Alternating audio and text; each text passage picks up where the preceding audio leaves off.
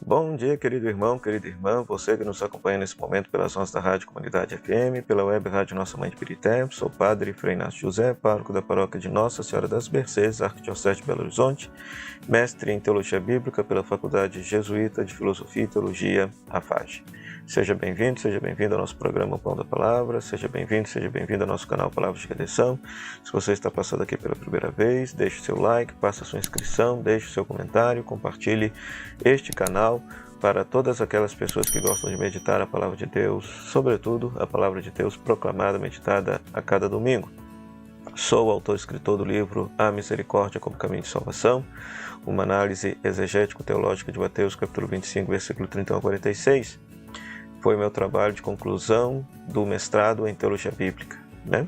Então, os interessados em querer adquirir, em querer aprender a fazer análise narrativa do texto, de um texto bíblico, uma introdução ao Evangelho de Mateus, o texto do juízo final analisado do ponto de vista narrativo, e quanta coisa bonita a gente vai aprender, porque a gente vai aprender que Deus estabeleceu a misericórdia como um caminho universal de salvação para todas as pessoas, sejam elas cristãs ou não. E depois, como que se pratica essas obras de misericórdia hoje, aqui agora, a atualização dessa mensagem.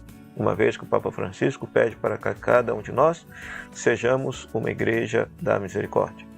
Portanto, os interessados, basta clicar aqui no link aqui abaixo ou mandar uma mensagenzinha diretamente para nós, que nós daremos um jeito de providenciar a chegada aí do livro para vocês.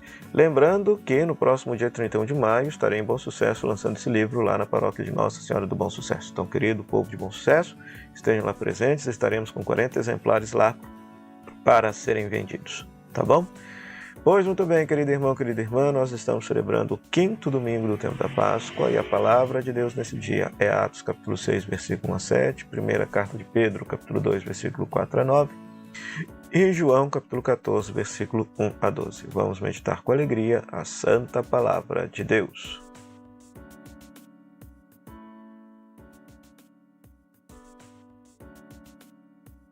Pois muito bem, Atos capítulo 6, versículo 1 a 7. Nós temos esse texto belíssimo de Atos dos Apóstolos que narra a instituição do diaconato. As viúvas gregas estavam passando fome, passando necessidade na igreja primitiva, e elas reclamaram aos apóstolos e eles instituíram 7 homens cheios do Espírito Santo para lhes servirem, para cuidar da assistência caritativa da comunidade, enquanto eles estavam responsáveis pela presidência da Eucaristia e pregação da palavra. Então, é um texto que fala desta instituição do diaconato, né? Então, quem são os diáconos? Os diáconos são os servidores. A missão deles, em primeiro lugar, pregar a palavra de Deus e cuidar das obras de caridade da comunidade cristã. O diaconato existia desde os primórdios da igreja. Com o passar do tempo ele desapareceu, mas o Concílio Vaticano II reabilitou novamente a instituição do diaconato permanente, porque antes o diaconato era apenas transitório. Era aquele momento, aqueles 6 meses ou um ano de preparação do candidato ao sacerdócio, né? Que ele vivia um período de diaconato para depois ascender ao 2º grau do sacramento da ordem.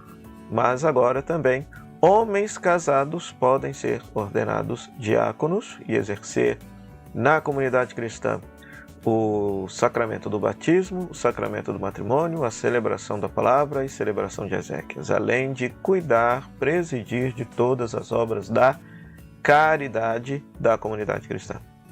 Então, desta palavra aqui, da instituição do diaconato, ou seja, nós tiramos uma lição. A comunidade não pode zelar somente pela liturgia, mas a comunidade tem que zelar pela caridade. É o mistério da diaconia. O ministério de colocar a vida a serviço de forma caritativa e misericordiosa para com as pessoas.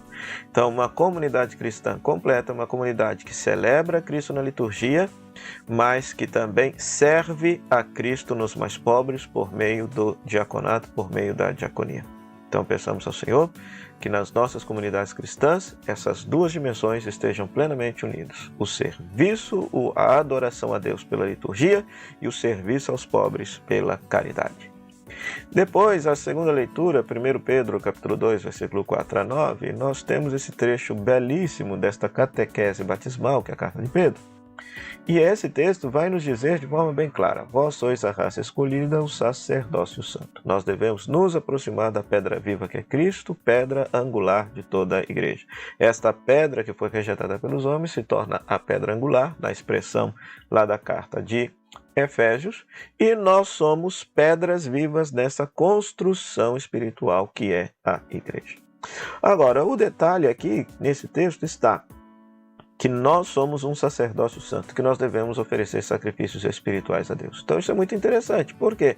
Porque lá no Antigo Testamento nós tínhamos os sacerdotes que faziam sacrifício no Templo de Jerusalém, tínhamos o sumo sacerdote que entrava uma vez por ano lá no Santo dos Santos, no dia de Yom Kippur, para prestar o devido culto a Deus, pedindo perdão a Deus por todos os pecados do povo. Pois, com Jesus Cristo, agora todos os discípulos de Jesus são sacerdotes no sacerdote, Jesus Cristo. Então existe uma diferença entre o sacerdócio ministerial, que é o padre, que é o sacerdócio litúrgico, mas o sacerdócio comum dos fiéis. Ou seja, todo fiel pode se colocar diante de Deus para orar, interceder e ofertar a própria vida em sacrifício agradável a Deus. E aqui não entenda mal a palavra sacrifício, porque a palavra sacrifício normalmente está associada a dor e sofrimento. E sacrifício, sacrificere, significa um fazer sagrado. Então, tudo aquilo que se faz com a intenção de louvar, agradecer, bendizer e adorar a Deus é sacrificere, é sacrifício. Então, você convive em família como forma de adorar a Deus. Você trabalha honestamente como forma de adorar a Deus. Você faz caridade aos pobres como forma de adorar a Deus. Você se diverte de forma sadia com seu coração no céu, como forma de agradar a Deus. Tudo isso é sacrificere, tudo isso é sacrifício.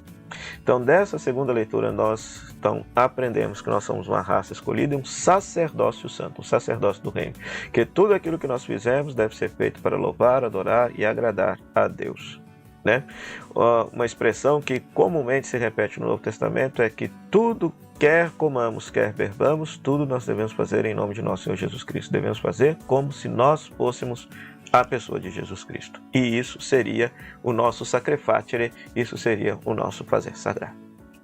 E já o Evangelho, essa preciosidade, João capítulo 14, versículo 1 a 12, nós temos esse texto maravilhoso no qual Jesus, na última ceia, afirma: eu sou o caminho, a verdade e a vida. Ninguém vai ao Pai, senão por mim.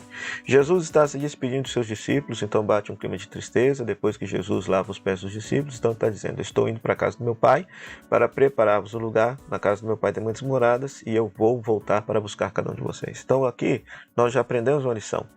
A morte para nós não é o fim, a morte para nós não é a derrota final. A morte para nós é o encontro definitivo com Deus. Cristo vem ao nosso encontro para nos levar para viver eternamente junto a Deus no céu. Na casa do meu Pai, muitas moradas. Depois, quando Jesus se apresenta como caminho, verdade e a vida, então ele quer nos ensinar que para chegar ao céu só tem um caminho, Jesus. E o caminho, ele não tem finalidade em si mesmo. O caminho liga um lugar a outro. Então, se nós que estamos aqui na esfera da criação quisermos chegar na eternidade, o caminho, o modo de viver é a pessoa de Jesus. Ele é o caminho, ele é a ponte, ele é o que liga o céu e a terra, porque ele é ao mesmo tempo humano e divino, de tal maneira que se nós vivemos a sua palavra, a sua conduta e nos configurarmos a ele, também conosco acontecerá Páscoa, passagem desse mundo para os braços do Pai. Ele é a verdade a ser crida. Por quê? Porque ele é verdadeiro Deus e verdadeiro homem, verdadeiro ser humano. Diferente de outros fundadores de religião que dizem que nós devemos acreditar no Deus que eles apresentam, Jesus, além de apresentar um rosto paterno, materno de Deus, Jesus também é objeto de crença, porque ele é verdadeiramente Deus e verdadeiramente ser humano. Porque a pessoa de Jesus é irrepetível. Ou seja, em Cristo Jesus, Deus e humanidade se uniu de modo perfeito. E isso faz parte da nossa fé. Então, ele é uma verdade a ser crida. E se ele não for isso, nós não somos salvos. Por quê? Deus, para nos salvar, segundo a mentalidade teologia patrística, Deus nos salvou assumindo nossa vida, assumindo nossa história na pessoa de Jesus Cristo. E ele é a própria vida, a vida eterna. Ou seja, a vida de Deus tocou a nossa realidade, tocou a nossa vida humana, tocou a nossa vida transitória, tocou a nossa vida efêmera, santificando, consagrando, fazendo com que a nossa vida efêmera, transitória, pequenina, frágil, pudesse participar da vida eterna de Deus, pudesse viver para sempre, pudesse existir para sempre, vida plena, vida em plenitude. Então veja só, Ele é o caminho. Queremos chegar ao céu? Obedeçamos a Jesus, sigamos a sua palavra, configuremos nossa vida à vida do Cristo. Ele é a verdade a seguida. Ele é verdadeiro Deus e verdadeiro homem, por isso nos salvou, nos santificou, nos redimiu, porque assumiu plenamente nossa história e nossa conduta. E Ele é a própria vida eterna. A vida de Deus tocou a nossa vida na pessoa de Jesus.